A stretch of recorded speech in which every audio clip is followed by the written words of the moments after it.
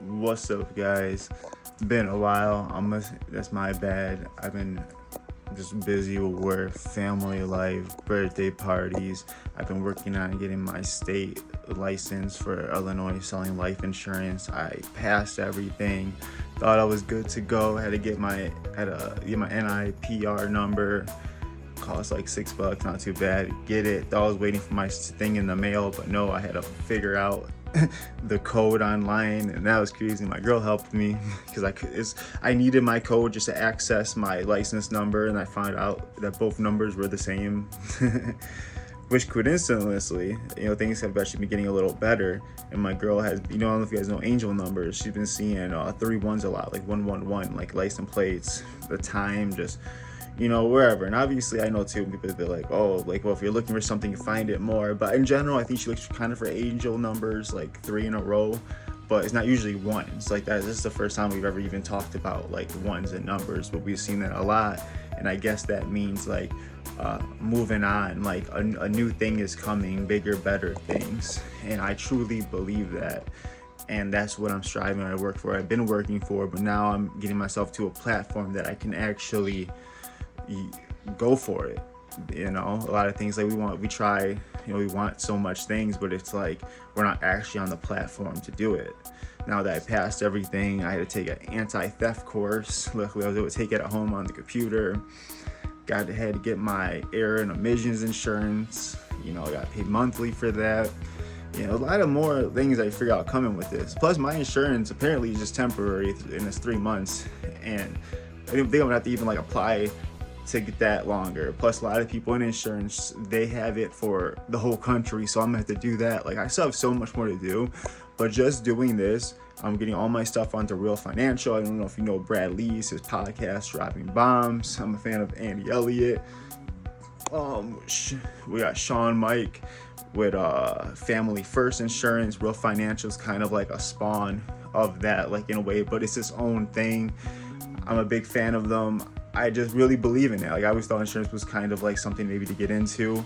Like just years ago, I'm 29 right now, even back in my early 20s, but never understood it. I saw it more of just kind of like as a joke of being like a boring thing to do. People seem to make like decent money, and the residuals kind of from it, not really residual, it's a renewal, because you can always lose that. It's not really residual, but it's in a way, it kind of seems like that, but it's not a guarantee. It's not guaranteed. But I love that aspect of it. And we work with Real Financial. I'm gonna have to buy my own leads, get my own people and everything, but they have good lead sources, quality leads, which to me is very important. And I get to keep all my customers, So if I pass away, like my girl can start getting the renewal money on it. So I think that's pretty awesome overall.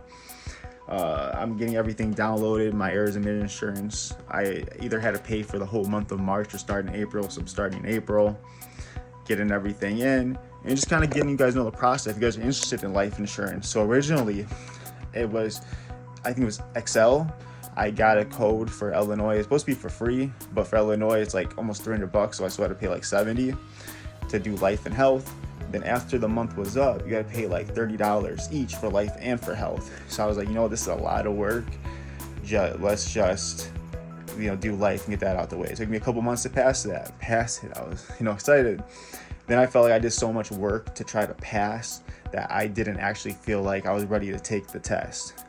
So I got a group tutor, which was good.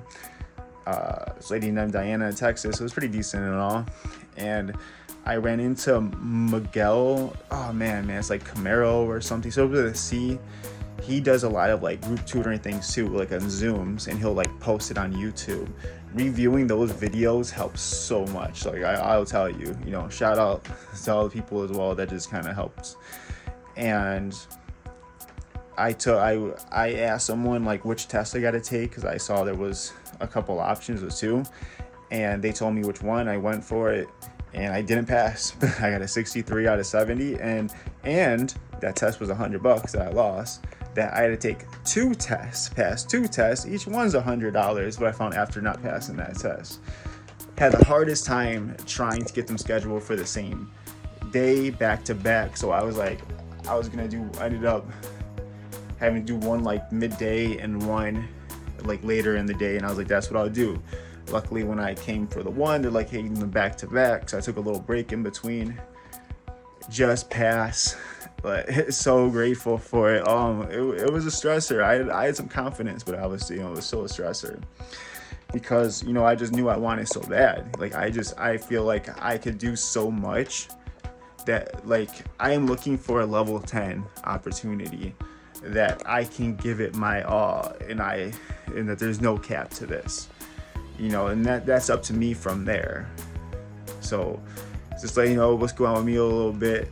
What I would also consider doing if I wasn't gonna look into this, and the one thing I like about it is I can start it part-time, then do a little more weekends later in the day. I don't gotta quit my job. Just came knocking at the door, I had to take a quick break. But I'm just out here trying to just give it my best, even while still working my job, trying to do the best that I can at that. I'm not trying to, as much as it's like, there's a lot of bridges to cross, like, don't burn bridges. Try to be cool with people, especially if people are doing right by you. It's different when people are not doing right by you and talking down and stressing you out, and you have a better opportunity. But, if you're doing right by you, I suggest you try to do the best, at least you can. But at the same time, you gotta look out for yourself as well. That's you and your family. And if you fail, ain't nobody gonna come and bail you out. Or at least for most people, no one's gonna come bail you out. There's no living with my parents if this don't work out or something, It's disappointing the kids. It's really what it is. Like, what were you gonna send them? What are you gonna do? So, it's about about putting in my all and hopefully just keep pushing in the right direction, and things will and hopefully get better.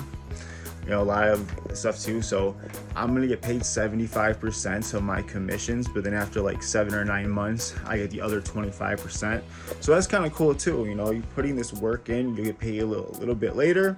Then plus after a year, you start getting your renewals. So if you've put a few years into this, think about it, like a solid 5 years of really going hard, you could probably really take a step back and maybe go a little more part-time, or go 10 years, 20, however. So, but I really think a couple years, even like 1 or 2 years of really going hard. But it depends on where you want your base level to kind of be at. But the thing is, I tell people, I think it's like, oh, you want to sell this $1 million policy. And it's like, when I say like I want to be a millionaire and like that's the goal, multi-millionaire, the million number is really just a number that comes to mind when you think of just freedom of, doing my own choice. I don't have to get this client, I don't have to get this job, but I'm still going to try to get it. But I have the element of, I don't need this deal to go through. I want it to go through. I want it to work out for everybody. I'm my hair for a minute, but I don't need it to be, because that's one of the best positions you can be on any deal. The person that, it doesn't matter, it doesn't hurt you either way, but you are still doing the best for the client, person in front of you overall. Even if I don't benefit, I get no money, I put in time, but they have a better option, go for that. I'm only here for people to say what the problems that they're having and to see how I could help, in those areas. I would also say though, if you are looking to try doing other things, especially if you're younger, can't think of too many part-time options, but I would consider maybe going door to door, doing solar. There's some solar things that they do on the phone. Maybe you can do a mix of both. Or there's one company, and like specifically, I think there's more over the phone. You have to look into that.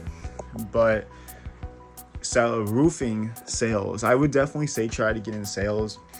Not even the aspect of like trying to make all this money and just sell people garbage. It's, you want to sell something you honestly believe in, that you believe people need. People are coming to you as well wanting it, and you are more so selling them on why they should get it that day, and they shouldn't think about it for weeks, days, months, years to come until they actually end up pulling the trigger with somebody else anyways. And then more than likely they're probably gonna end up pulling the trigger last minute when they really need it too, and not when they had the advantage of being able to look around, get prices, and get the best deal.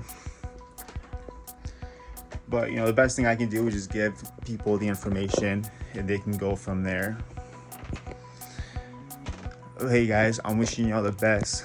I am going to be a little more on the videos. I'm going to work on being more informational and things as well as, you know, in addition to just saying what's going on with me, trying to give you guys ideas on industries and things y'all could look into, fitness things, and just more things to come. But y'all have a great day now. Peace out.